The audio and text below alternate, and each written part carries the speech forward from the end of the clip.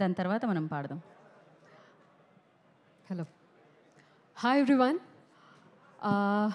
ఈ మూవీలో కనులెందుకో సాంగ్ ఎంతమందికి favourite? It's such a lovely romantic song.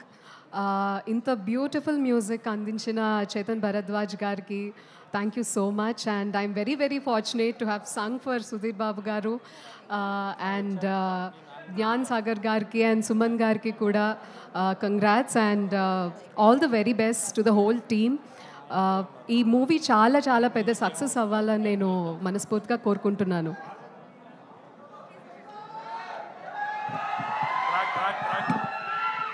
పాట విందామా?